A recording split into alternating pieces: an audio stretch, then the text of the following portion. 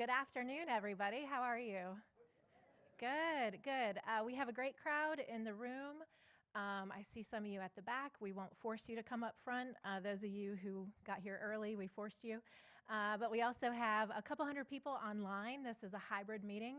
So we have a really good showing across the entire city right now. We've got feeds going into the Ops Center, our fire stations, police station. But really, this is, of course, the first time that we've done this. If you've been with the city for a long time, you probably got this notice and you're like, what is this and what is this about? But this is something that we are going to start doing quarterly. So these employee town halls, they're just a really good way to be able to gather together, have some conversations about what's going on in the city, have an open Q&A if there's anything that's on your mind that you want to ask. So it's an opportunity to hear directly from the source on things. You won't always hear from me. Today it will be me, but sometimes it might be human resources, or if legal has an update, it could be on a wide variety of topics. But we also want to make sure that it's a two-way conversation. So if there are questions, we may eventually have some ways for you to text in a question, but today you'll have to be brave and raise your hand to be called on if you are here in person, or if you are on one of our remote connections, you can text in the chat function to be able to ask your question, and we will take the questions as they come. So a little bit of an agenda. So I have some housekeeping items that I'll go over in just a second. But the main focus of why we are here today is to talk about the employee survey results. Almost 500 of you took a survey a couple of weeks ago. Thank you for your participation if you went ahead and completed that. And so I just want to share what you all said, what you're thinking, what's going on, and then some of the additional information that will be coming out in about a week or so. Again, we'll have that open Q&A, and then we'll talk about when we're going to do this again. So again, a little bit of housekeeping. Like I said, what is this and why are you all here? This is just a great way for us to get together, and so this is really important to me that this starts to lay a foundation of more continuous and consistent communication within the organization so that you all are informed about what's going on. You will always be able to come in person, and we promise to always do good snacks. So I hope that you were able to enjoy what was out in the hallway. Feel free to grab something on the way out. Tracy did a great job pulling everything together for today. That is also incentive if you are remote and you want snacks. You can come here instead. And no snacks where you are, but we always do snacks here to try to get some folks in the room. And again, just audience participation is welcome. So if you have a question while I'm going through information, feel free to ask it. And then if you have questions about anything, whether it's the survey or anything else in any way, shape, or form, you'll be able to ask that at the end. This is being recorded, and it will be sent out to all employees. So if somebody wasn't able to join us, or if you want to go back and review information later, you'll have access to this. And then we'll also be sending out some additional survey results in about a week. And we will be doing this again Monday, January 26th at the same time. So if you think back to August, we sent out a brief survey that was directly from me to you. And as your new city manager, it was important for me to try to reach out to all of you just to kind of see what's going on. What are you interested in starting? What are you interested in stopping? What's something that you hope we never lose? And there's just an open question of ask the manager anything, AMA. We had 457 responses, and they were completely anonymous. We advertised it that way. We meant it. I have no idea who said what. In some cases, I really wish I knew. But that wasn't how we set it up, and we were committed to that. And just so that all of you know, I'm the only one who has read all of the responses. We'll talk a little bit later about where some of this information is going to go afterwards. But even your department heads have not seen the information. So let's get into some of the results. The first question was, what's one thing you hope we never lose or change? There were, the vast majority of you talked about city pride and community connection. That was one of the biggest themes. So you care about our city identity, our reputation, and our connection with the community. Next most important was compensation, benefits, and security. You had a focus on fair pay, benefits, and long-term financial security. Work environment and values, teamwork, respect, supportive leadership, and a positive culture matter to all of you. Safety, trust, and integrity. You're looking for physical safety, equity, and integrity in the workplace at all times. And finally, employee growth and opportunity, which is training, advancement, and development opportunities. So the frequency, that middle column, that is just the number of times that showed up in one of the responses. So if we had about 450 responses, 173 of them mentioned something about city pride and community connection, is how you can read those numbers. I like charts. So this is just a bar chart that helps you understand out of 425 responses, not everybody had to answer every question, and some people skipped them. So of the 457 of you who filled out a survey, 425 of you answered this question, and this was just how it stacked up.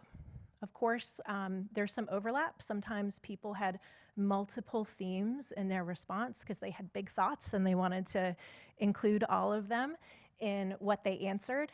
And then there are also, of course, stragglers. So there's definitely some smaller themes, one-off, or maybe 2 or 3 people answered something. That just didn't rise to the level of making it into the chart. But every single question and answer was read, and all of those answers do matter. So I figured a number of you might be curious about some of the actual quotes.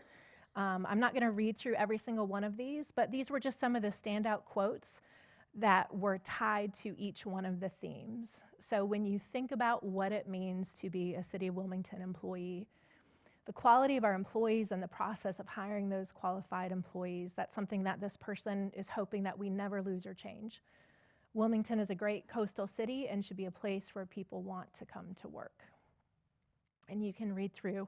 There's a lot of focus on putting the needs of our citizens first, making sure that we are a city that appreciates our employees because you're ultimately the ones who are doing the work, and that we make sure that we are assisting everybody who's here.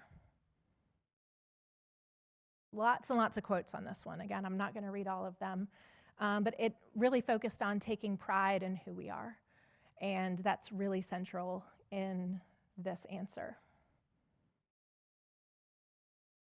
And again, this will be shared with all of you, so if you want to read through some of these later. Related to compensation, benefits, and security, there were a lot of thoughts about what we currently have and making sure that we don't lose it.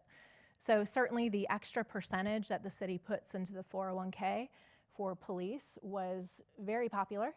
And it was noted that the benefit makes a huge difference for employees when they're thinking about their future. Benefits like annual leave, sick time, volunteer time in the sick bank, those programs show that the city actually cares about its employees. And again, somebody just said city benefits, and they feel like that makes this one of the best places to work. And we'll get to what you also want to see changed, so don't think that it was all positive about benefits, but there were some positives about benefits. Again, related to compensation, benefits, and security. Health insurance, sick leave, and vacation time, those are the safety nets that make this job sustainable long-term. Definitely understandable. Work environment and values. Somebody wrote that they're pretty new here, but the culture has been really great. They have found their fellow coworkers to be friendly and helpful, so thank you if you are one of those coworkers.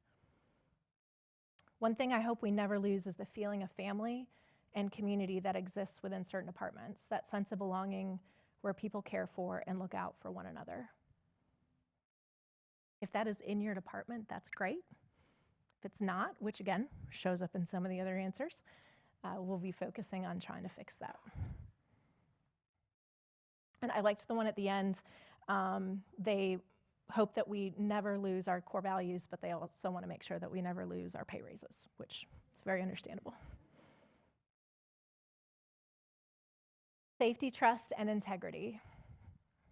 Focus on never losing our commitment to public safety, never lose the sense of brotherhood and sisterhood, and teamwork amongst officers, flexibility and trust, And then the trust between leadership and employees. When people feel heard and respected, they do their best work. And we'll talk about that a little bit later in our time together today. Employee growth and opportunity. Growth and inclusion-focused workforce. Saw a number of comments about people not wanting to ever lose civil service. And this person felt like it was a check and balance and wants it to always stay in place. And of course, opportunities for advancement. So moving on to question 2. What's one thing that you all hope we start doing? 6 major themes showed up for this question. As I mentioned, compensation and pay equity, employee well-being and benefits were definitely by far the top 2. Operational improvement and resources, community connection and service, training, growth and recognition, and leadership and communication. So what you all are saying is essentially, we've got a little bit of work to do on these areas. Looking at the bar chart, again, we had some stragglers that didn't make this list, but pretty overwhelmingly focused on compensation, pay, and benefits, with operational improvement and resources also showing up fairly strong. The compensation and pay equity. You all have lots of opinions on that, which was what I expected. There's the desire that we start offering competitive wages so employees don't have to work multiple jobs to get by. I agree wholeheartedly, and again, we'll get into that a little bit later. Pay fairly across departments. Some roles do the same work, but get paid so differently. Give regular raises that reflect cost of living and performance, not just when people threaten to leave. If you're already leaving, then it's almost always too late. We want to get to the point where you are not thinking about leaving. A pay structure that values longevity and loyalty will go a long way in retaining staff. Agreed. Employee well-being and benefits. Offer better health insurance with affordable premiums and coverage that actually helps. It was interesting, there were also a lot of comments about mental health and well-being, which was really good to see that there's such a focus on it. I think some of the stigma that used to exist around mental health is thankfully finally starting to dissipate, but start checking in with staff about burnout instead of waiting until people quit.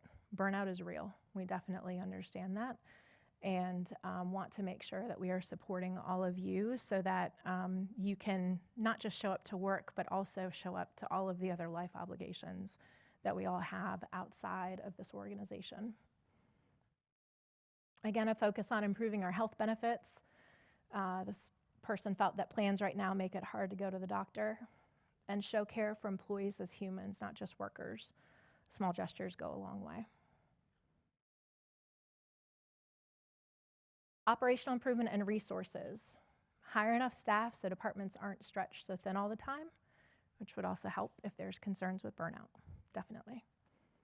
Provide the tools and resources we need to do our jobs safely and efficiently. Streamline processes and reduce the red tape. We waste so much time on bureaucracy. More on operational improvement and resources. Start planning ahead. Listen to frontline employees about what equipment is actually needed. Improve interdepartmental communication so we're not duplicating work.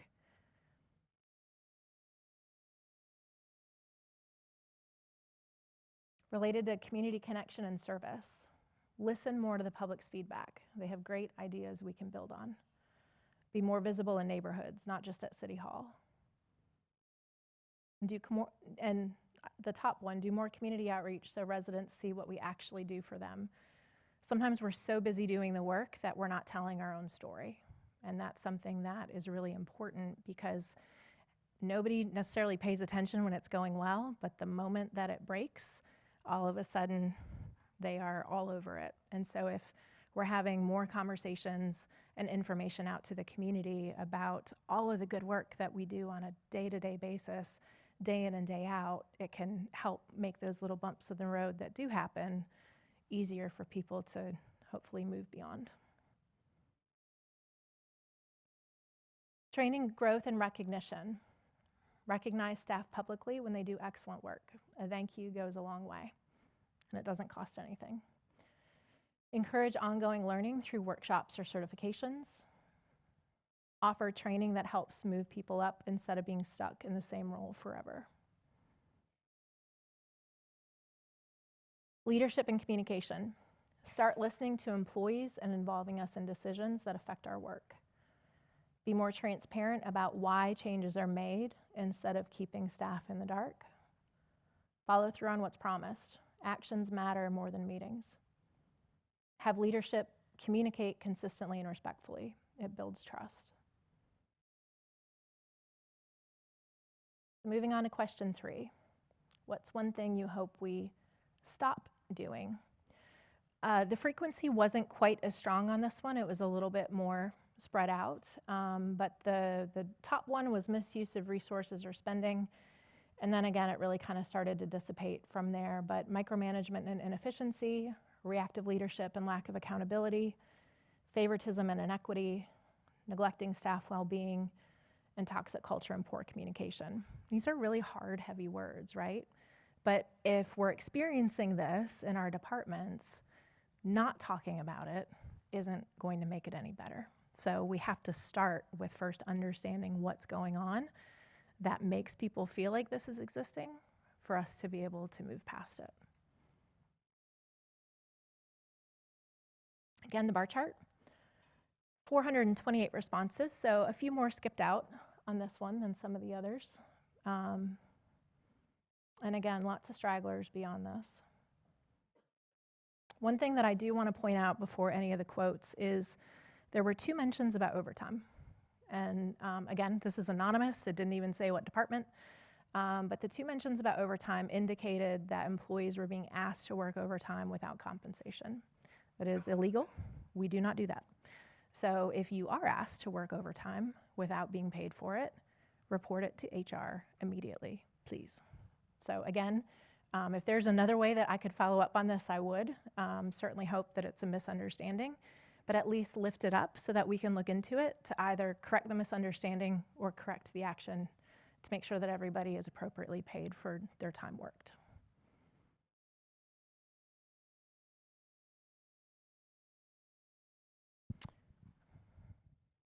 And I think I had a few quotes from that one, and I think I don't have it here. So I'll send out that information on that one. Sorry about that. But we will move on to ask the manager anything. But again, before I move on about some of those difficult areas, a little bit later in the presentation, we'll talk about what we're planning on doing with that information. So the final question, ask the manager anything. This ran the gamut. Over 300 of you chose to put something in this space. So lots and lots of questions. Some were 6 questions and multiple paragraphs, and others were, what's your favorite color? It's blue, by the way. But again, I'll be talking in just a minute about where you will be able to read all of the Ask the Manager questions. Those will be coming out to all of you in about a week. But did want to touch on some themes from the Ask the Manager anything, because it is also important to me to know what's on your mind in that area. Leadership and decision making. You want clarity on how and why decisions are made. Pay, benefits, and career growth. You all are looking for fairness and opportunity. Staffing and workload. You have concerns about workload and resourcing, and I'm seeing some head nods in the audience. Communication and accountability. You desire communication, transparency, and trust.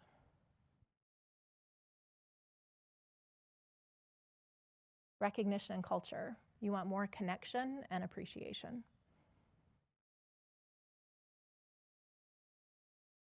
And city vision and public service. You want to know the bigger picture and where we're going. And some of you may look at this and you go, well, yeah, of course, all this makes sense, right?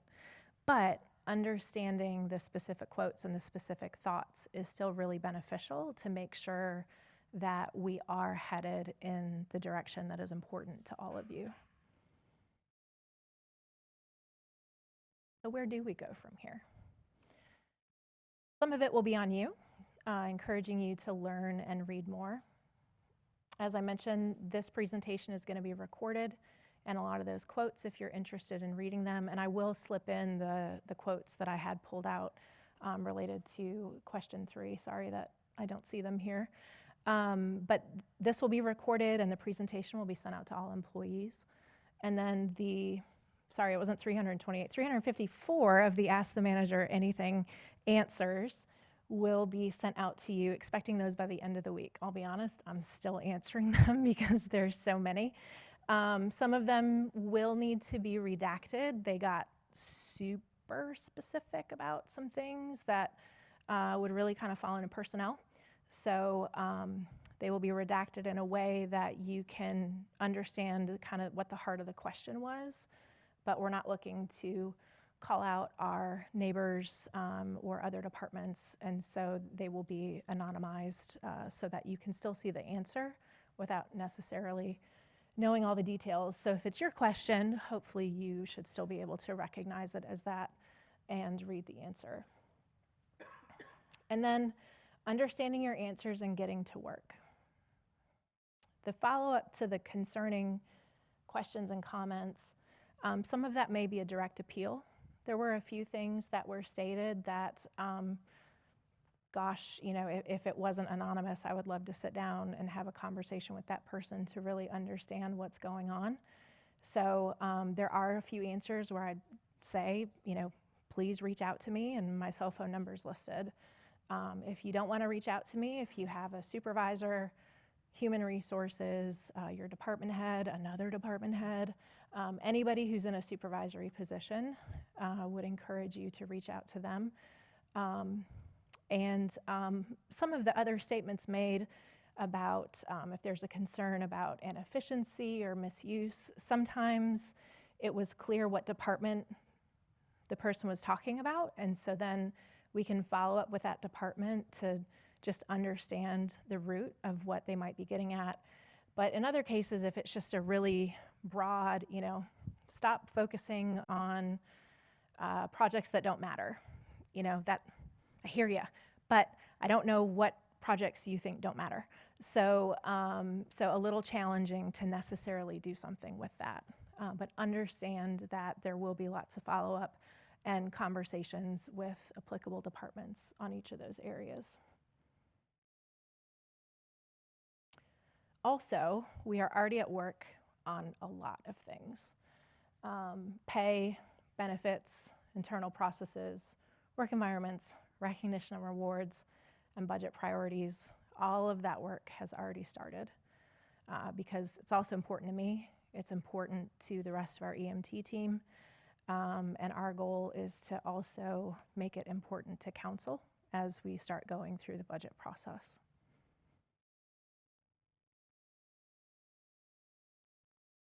So I've had the opportunity to get to know some of you, have not even been able to shake the hand of some of the rest of you, and kind of everything in between. So some of this is that you're also getting to know me a little bit and what is important to me as I lead in my role. One of my core tenets is that I truly believe that satisfied employees make good employees. And what it takes for people to be satisfied can be different to every single one of you. But in general, what I truly, truly strive to do with my organization is to create an environment where you are taken care of with as competitive a pay as we can possibly afford. You've got good benefits. You also have a work environment that you like coming to work in. You get along with your coworkers, or at least tolerate them. Your supervisor is respectful. Your expectations are clear and known. You have opportunities to succeed and grow through training and new skills that you can learn. And that everyone feels like they have a chance to be successful.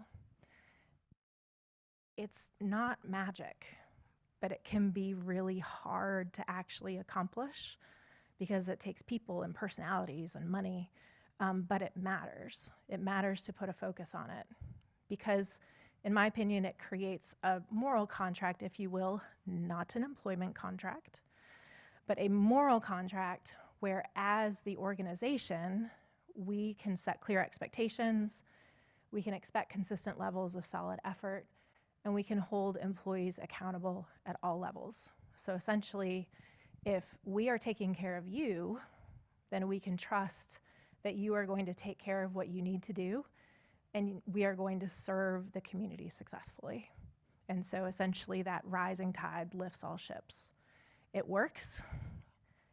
The organization that I walked into in Matthews 9 years ago was not the organization that I left, but it was putting a focus on these things and then making sure that council had the right information to hopefully want to put a focus on it too. We have a lot of work to do. Budget is always a fun process, and I understand that. But leading through this lens at least starts moving the needle in a way that people are able to see, and hopefully it makes a difference.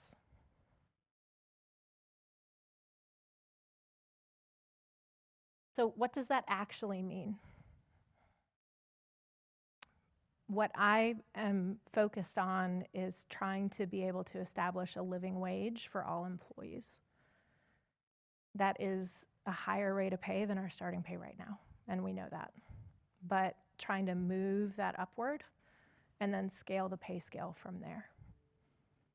Good benefits that try to keep as much money in your pockets and take care of you when you and your family really need it. Being able to reward good and great performance, respectful professional work environments, that's just non-negotiable all the time, every day. And more funding for training and employee recognition.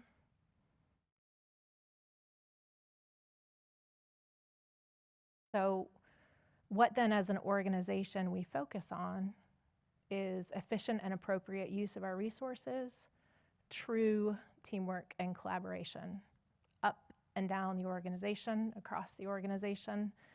If a fellow department calls or a coworker calls and says, I need some help, it's what can I do for you? Respect, honesty, integrity, and forthright communication in everything we do. I cannot promise you that I'm not going to make you mad one day. Can't. But I can talk about it. I can talk about why. I can talk about what went into that decision.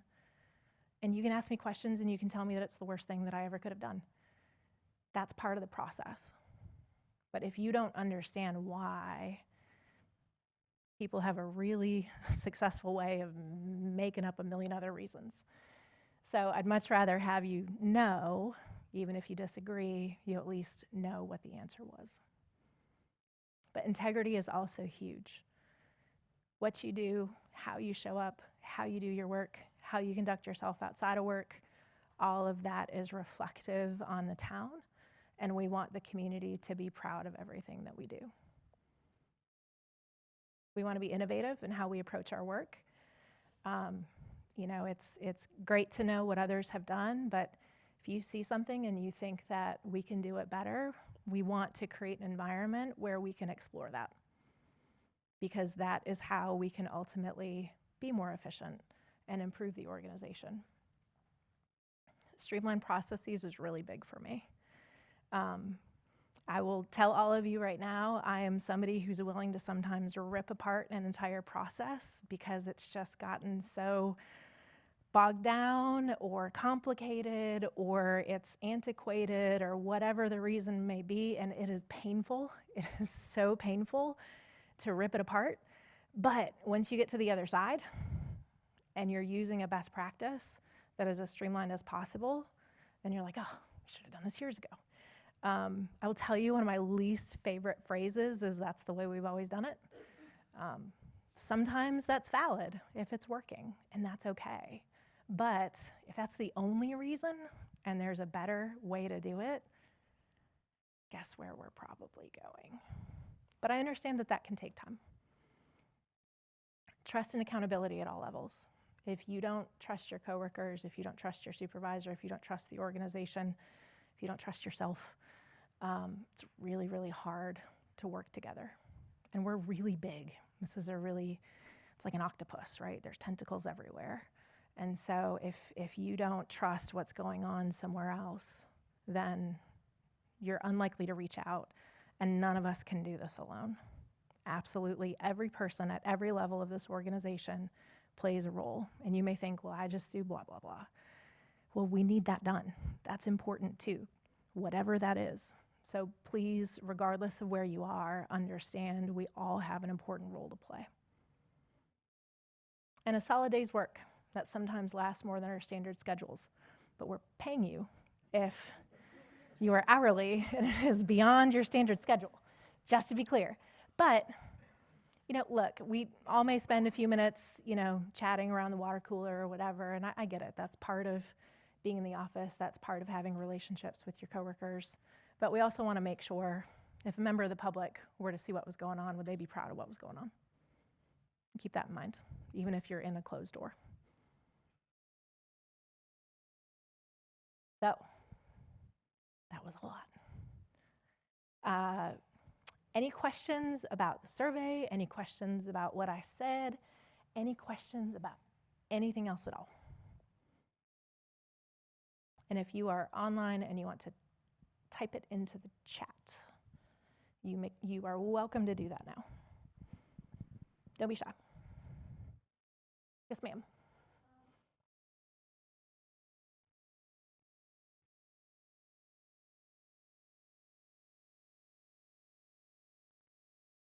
I love that. Okay, the question for those of you who couldn't hear is there going to be a way for employees to share ideas that they might have for innovation or ways to do something differently, especially if they're, for whatever reason, not comfortable sharing that with their supervisor?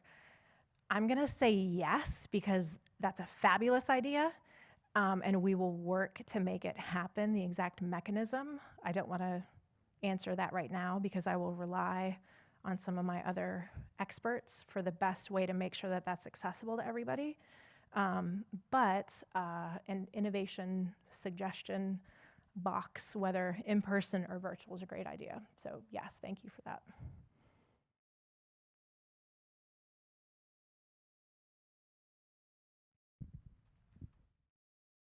Yes, sir. So what part does what your objectives are for moving forward? Obviously, something now. Right. So that's also factor into what your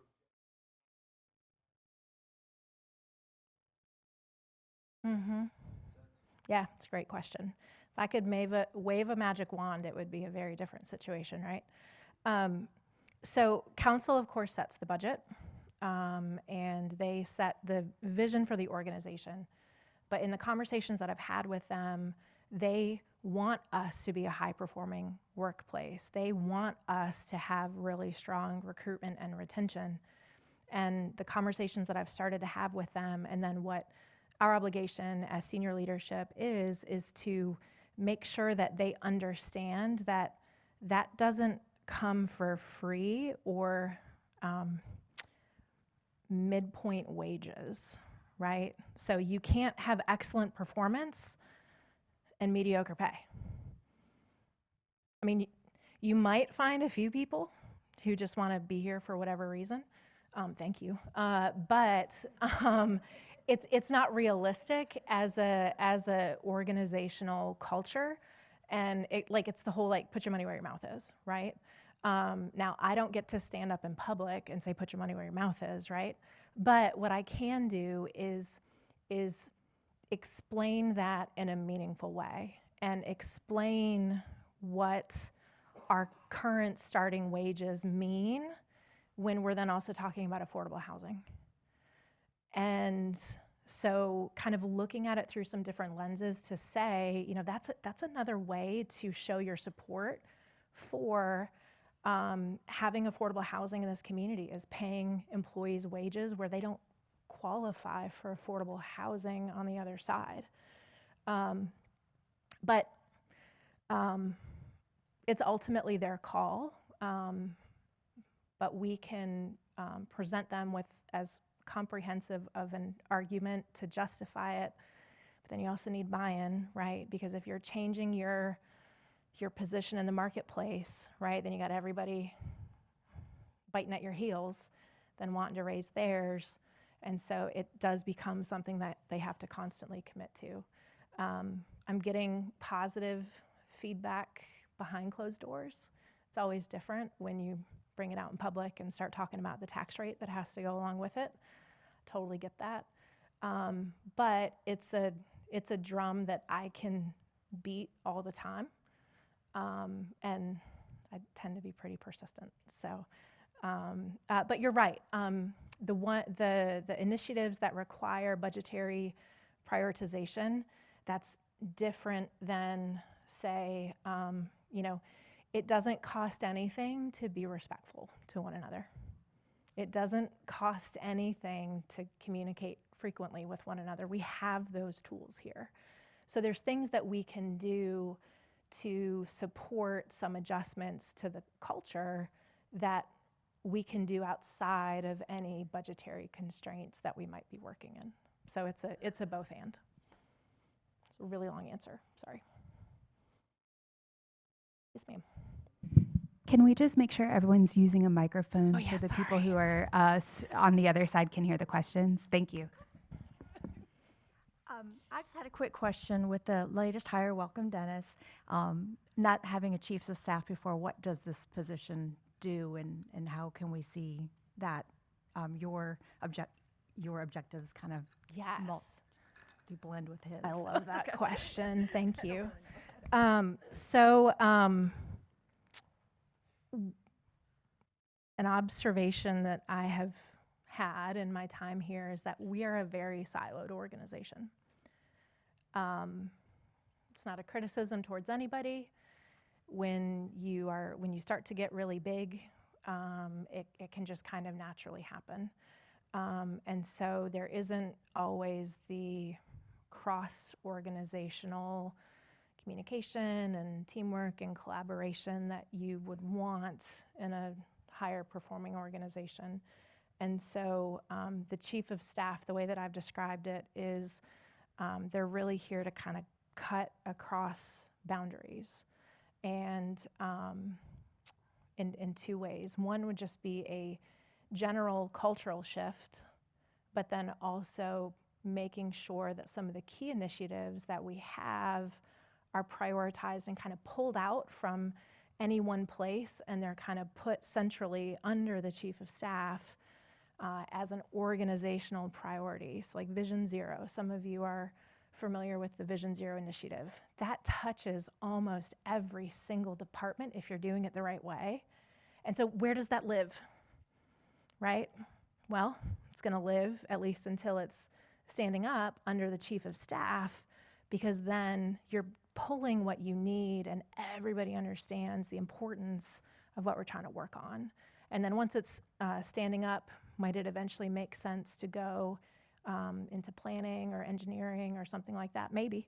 But we'll at least get it off the ground and settled as that priority that people know and understand under the chief of staff. So the projects may change over time.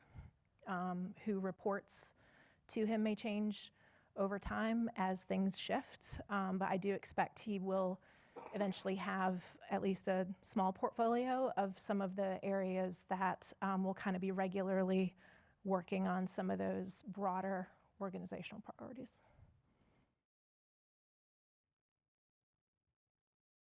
Yes, sir. I just want to know if we can start to empower the employees more. I feel like a lot of the decisions aren't based on boots on the ground employees. Sure. And so it's hard for us to carry out our jobs when we don't have a voice that's listened to. And the other is City Council can give us a holiday day. So that's a way to show appreciation. If they gave us a bonus day during the holidays to take from October to December through January, whatever, that's a great way for them to show us. And I don't know how that works into the budget, but since you're getting started. Sure. Appreciate that. So to your first question and comment, I agree wholeheartedly. And part of that culture shift and accountability is we're going to be looking to drive the decision making down to the lowest common denominator that is able to make that decision and be accountable for that action, right? If everyone just like passing the buck up a layer and then passing the buck up a layer, you're really just like shuffling paper in one direction or the other, and that's not a good use of time. And it's also not, to your point, a good use of the knowledge and the skills that's happening on that front end where you see what's going on and you probably have some great ideas for how to fix it. So what we need to make sure is that our supervisors have the skills and abilities to be able to delegate down. And that can sometimes be hard, especially if maybe they did the work before and it can be hard to let go of what they used to do. But that comes into that culture of accountability of, no, you have to let it go. But as far as ways to get more and regular input from frontline staff, it's absolutely on the list of ways that we need to make sure that we're improving communication in both directions. This is great, but there's so much information that can also be coming up the other way, and we want to make sure that we're capturing it. As far as the holiday, I love it. It is. But I would say if I had to pick what I was going to fight for, I would probably go to bat for employee compensation before more holiday days. But that's me. I'm seeing some head nods. I know everybody wants both, and I get it. But one of the common questions that councils ask is like, well, what does everybody else do? We're probably on the high-ish end of what an average is, so that can make it tough to justify more. If there's a way to do it, I'll be happy to do it, but it's probably a little lower on the list of priorities. A fair question. Hello, I'm pretty new to the city. When I arrived to the city, I have the expectations that I could afford health insurance. I can't, even the most cheapest that the city offered. It was Health insurance. Health insurance, yes. We are looking at health insurance. I know that the city made some really good movement this past year, but there's more that, again, Becky painting her perfect blue sky world, there is more that we would like to do. So HR is working on that right now and looking for some additional options on what it would cost to be able to improve that benefit. So, it's great if premiums are one thing, but, copays and coinsurance and deductibles and prescription costs and all of that really, really matters too. So it's a both and. Yes. So we are going to try. Did I see another hand? Yes, ma'am. Here. Use my microphone. This is more of a comment than it is a question.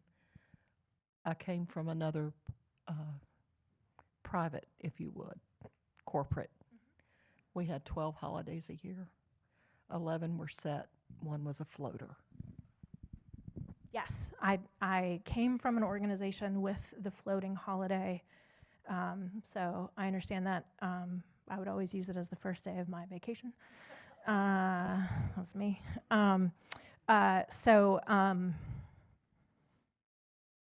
Yes. We don't always know how it works either, so it's okay. It's okay. But I hear you. Yes. So if we think that there would be council appetite to add additional holidays or the floating day, a certain time of year, something like that would be, I'm sure, where we'd be looking to go versus some random day. Than a set day? Yes. Yeah, so the question for those who can't hear was just that the cost wouldn't be any different for a floating holiday versus a set holiday. Can sometimes be difficult then if people wait to use it and they all want to use it around the same time. That can get a little complicated for scheduling, but yes. Hi again.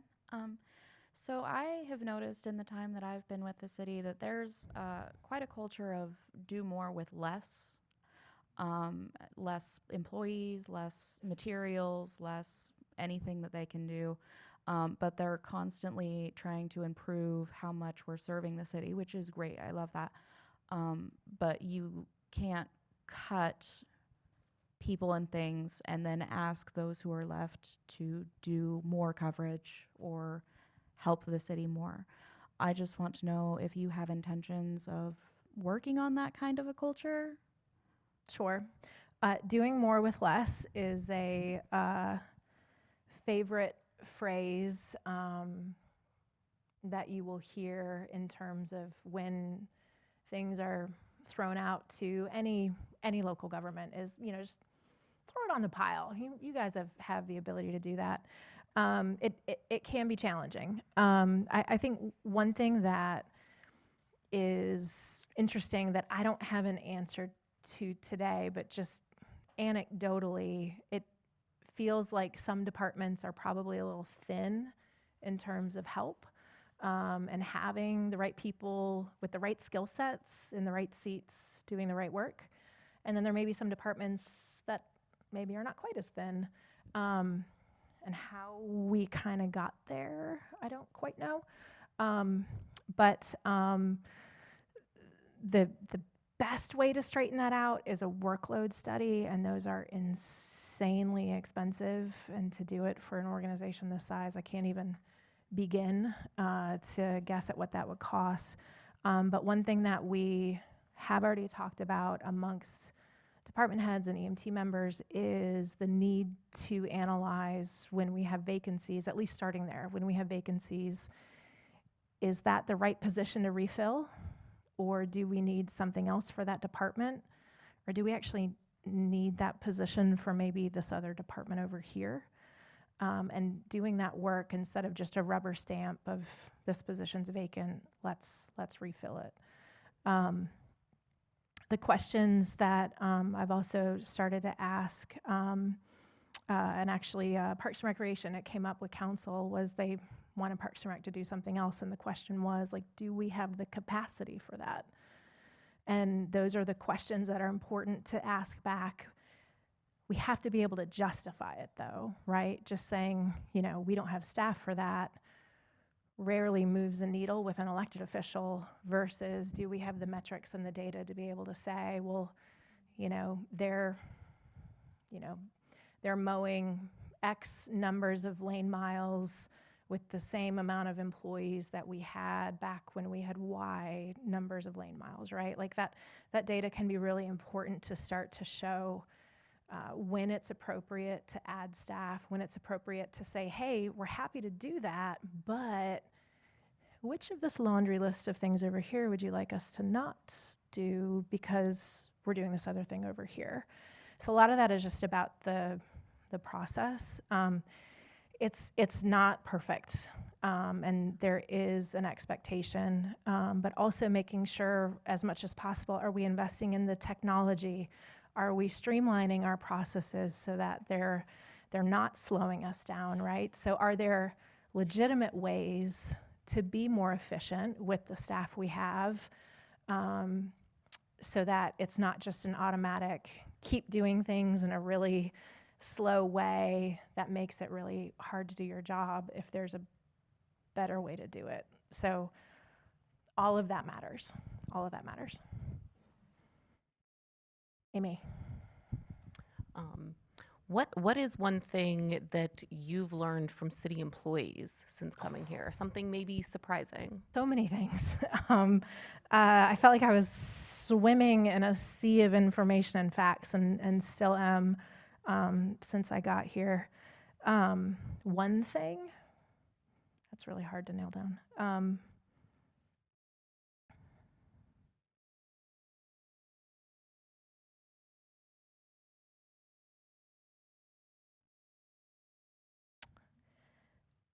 Sorry, I've got like 10 different things in my head of which one to say. We, I'll go with something safe. We, sorry. You can give more than one response if you'd No, like. just you know, it's there's again, there's just so much, right? Like you know, I've never worked in a coastal community before, right? And so, you know, I've worked natural disasters. I've been in emergency operations centers. Like I've done all that jam. But being this close to like where a major hurricane can do actual damage, I think just the importance of resiliency and the need to incorporate it into more of what we do and how we may need to design things differently or be aware of what may happen. It's like a really boring PC answer. I'm sorry, but that's super important and something that wasn't an active part of my decision-making processes in past positions. How about that? Okay. Yes, sir. Got a question? We want to hear the unsafe answer. A few of those I'm still trying to untangle, so I'm not sure I'm prepared to answer those today. But you know, I think one thing that I will say is every organization is different, of course. But you know, I worked with some amazing people in Matthews who just had like such a heart for public service.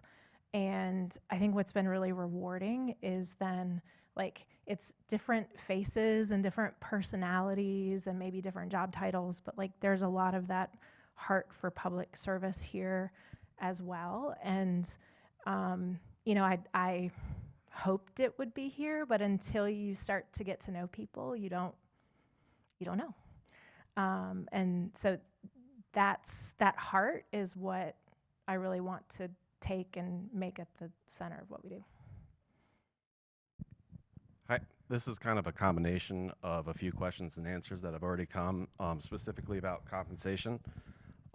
There's a pretty distinctive pay gap between blue collar and white collar jobs at the city, and those blue collar jobs also tend to be the most short staffed and the most overworked. Sure. But they consistently get overlooked come budget time.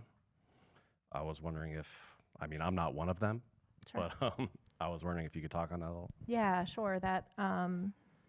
That living wage is really, really important to me. So we're still trying to nail down exactly what that number should be, but we think it's somewhere between $21 and $22 an hour.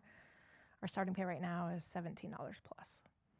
So that alone is a really big gap, right? So if the more that we can close that gap, ideally close it all the way, but the more that we can close that gap, and then if that's your base pay, right, and then you layer pay grades on top of that, it sort of naturally elevates everybody else. But if you're starting with a really low rate, it kind of drags everybody down. If you can start with a higher rate, it elevates everybody up. So when I talk about living wage, when I talk about focusing on pay plan, it is absolutely starting at the frontline lowest paid employees is where the core focus would be first. All day, absolutely.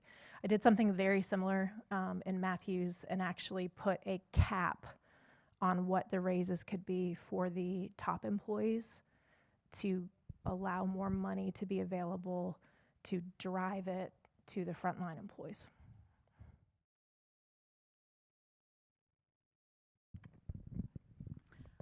Yeah, I have a quick question regarding work from home. Yes, ma'am. So after COVID, every department started doing their own thing. Mm-hmm. And I'm just wondering what your vision is for that for the entire organization.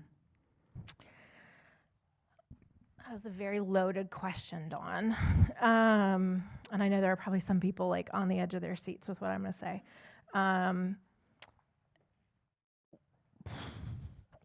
I would say that is a low priority for me right now to intervene with what may already be set and working elsewhere and or maybe not in place that other people would like because of some of these other initiatives.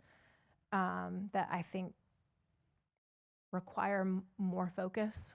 That's where I need to put my efforts.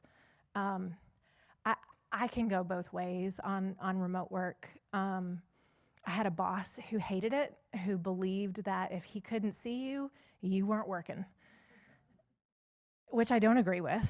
But like at the same time, am I a realist? And like, well, like, you know, put a load of laundry in and then you know, water your plants, right? And, you know, and like, does that end up cutting into your workday? Yeah, sometimes. I work from home on occasion, so I get it. So I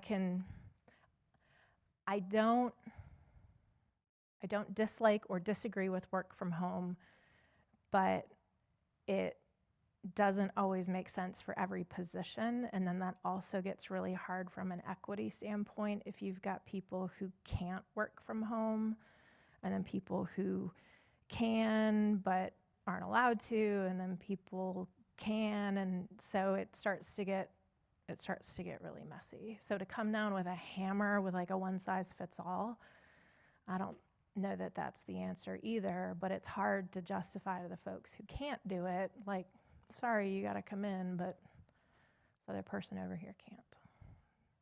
That's my like super long non-answer. So I'm sure we'll look at it eventually, but not anytime in the foreseeable future. Do you have a question in the back? No? Oh, one more.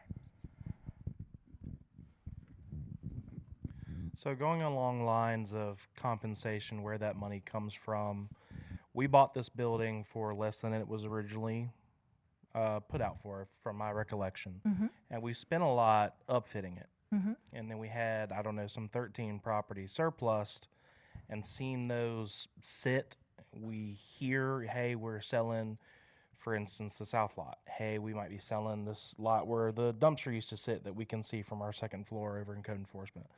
Where are we with some of those surplus properties? Are we closing in on making our money? I mean, we're not going to make our money back, don't get me wrong. But are we closing in those gaps, those surplus properties? Sure. So, of course, wasn't here for the sale. So some of this is what I have learned, and my finance folks in the audience, I'm looking at you if I misspeak. But there was an upfit budget that was part of the anticipated cost of acquisition to get everything the way that we needed it. And that total budget does still, it is vastly lower than what it would have cost the city if we had done everything on our own from scratch, right? So there was a big focus on like sell all the surplus property because we need to pay down the debt, and we had variable rate debt. And seriously, tip of the hat to finance and budget. They have done a phenomenal job in retiring that debt much faster than expected. And so we are actually way ahead of schedule without selling the remaining parcels that are here. So we were actually kind of on the verge of maybe selling one a couple of months ago. But the number that came in wasn't great. The usage wasn't great. And quite frankly, when you look at the opportunity of what could be if you can master plan what goes around you versus just selling things off to the highest bidder, it made sense to 6-1 amongst council. It made sense to kind of take a step back, not sell anything else. And planning is taking the lead right now on some comprehensive planning strategies with, there's like the Center for Public Places, and there's some really interesting organizations. UNC Chapel Hill has a program that the goal is to really kind of figure out what do we want here. There's not a lot of draw for foot traffic to come here unless there's something going on at Live Oak Bank Pavilion. So how do you change that to be able to better activate than what is still available for sale? So then that develops out in more of a strategic way instead of just a piecemealed approach. So that's where we are with that. But we're in a really, really good position in terms of retiring the debt And we've had a few parcels elsewhere in the city go for more than expected. That's also being put towards paying down that debt. So we're tracking really well, which is allowing us to kind of pause and be thoughtful before we just run out and keep selling.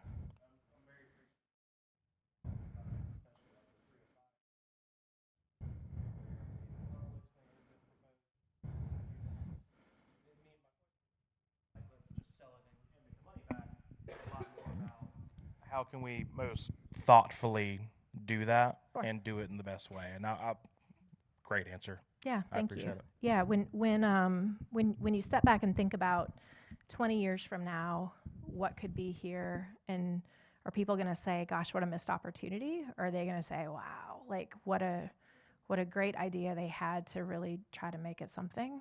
We want to be in that latter bucket as much as we can.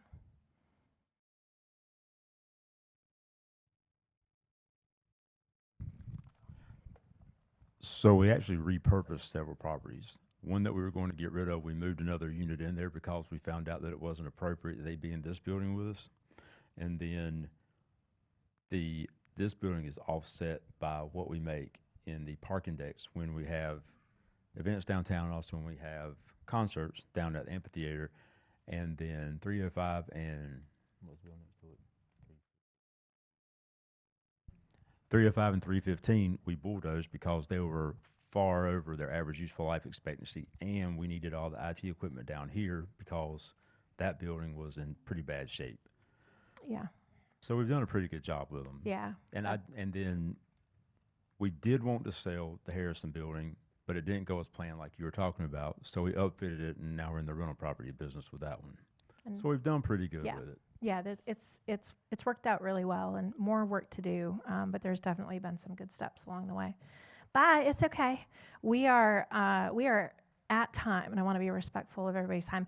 Any like final dying question you were like shy and you want to ask it before we go?